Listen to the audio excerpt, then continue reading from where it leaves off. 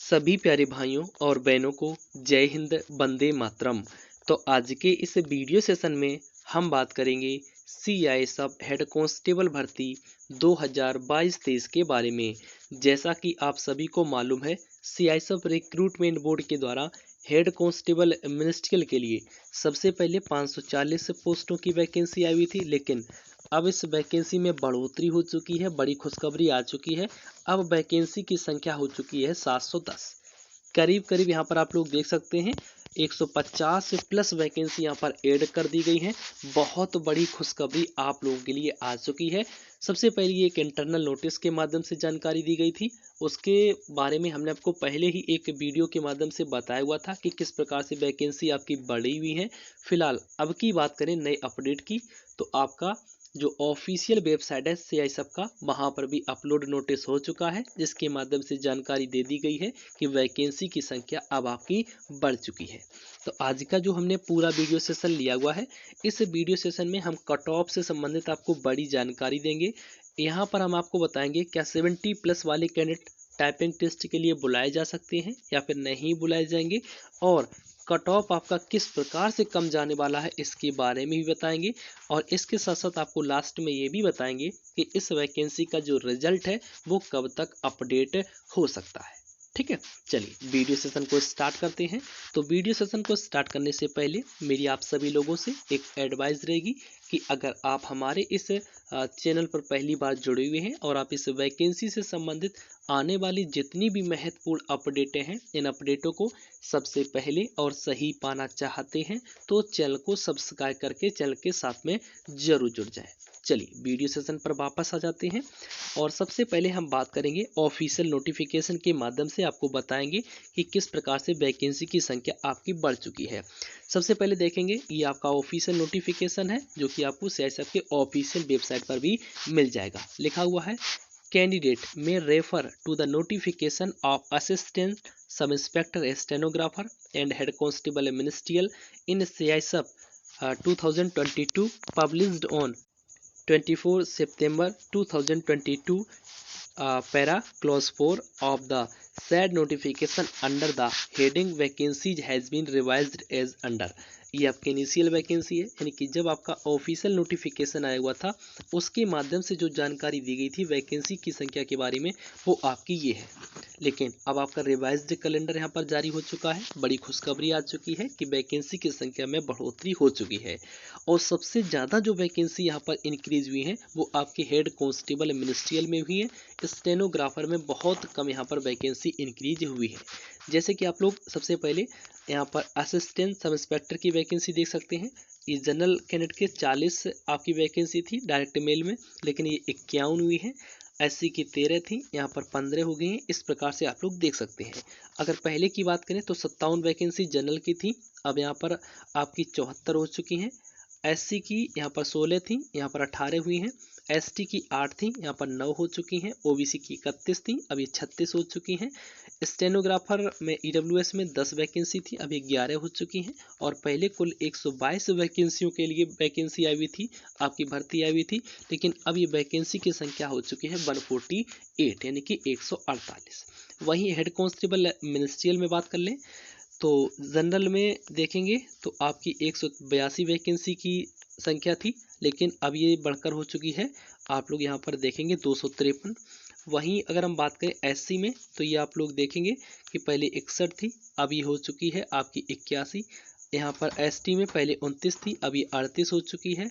वहीं ओबीसी में पहले 112 थी, अब ये 144 हो चुकी है। वहीं ईडब्ल्यूएस में पहले 34 थी, अब 46 हो चुकी है। और ओवरऑल की बात करें तो पहले 418 थी, अब हो चुकी हैं 562। तो यहाँ पर स्टेनोग्राफर की 148, 562 आपकी हेड कांस्टेबल की। इस प्रकार से आपकी 710 वैकेंसी की संख्या हो चुकी है इस रिक्रूटमेंट में। ठीक है, तो ये ऑफिशियल नोटिफिकेशन भी आ चुका है। तो ये रही बात आपके वैकेंसी के बारे में। अब हम सीधा बात करते हैं इसके कट ऑफ संबंधित विषय पर चर्चा करने वाले हैं। तो चलिए वीडियो सेशन पर आप लोग देख सकते हैं, यहाँ पर हमने आपको एक पोल के माध्यम से जानकारी देने की कोशिश की है। यानी कि हमने अपने टेलीग्राम चैनल के माध्यम से, साथ ही साथ यूट्यूब चैनल के माध्यम से थोड़ा सा डाटा कलेक्ट किया हुआ है, और इसके साथ साथ जो सबसे बड़ा डाटा कलेक्ट किया हुआ है वो मैंने यहाँ पर पोल के माध्यम से क्रिएट किया हुआ है। पोल के माध्यम से करीब करीब यहाँ से 5 से 6,000 कैंडिडेट का डाटा हमको मिला हुआ है।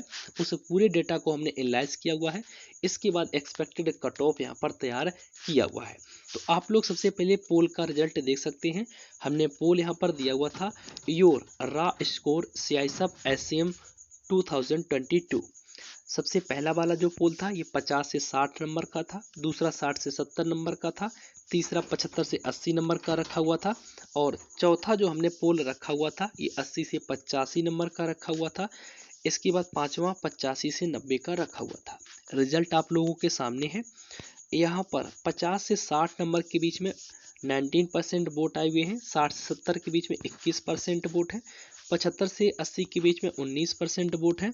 इसके बाद 13% वोट 80 से 85 के बीच में है, और 85 से 90 के बीच में मात्र 7% वोट है। रिजल्ट आप लोग देख सकते हैं। रिजल्ट आप सभी लोगों के सामने है। इसके बाद में आंसर की बात करें तो आंसर की आप लोगों की आ चुकी है, लेकिन जो आपकी आंसर की आई हुई है इसमें किसी किसी शिफ्ट में यहाँ से 4 से 5 जो मार्क्स ऐसे हैं जो कैंडिडेट को बोनस के रूप में मिलेंगे।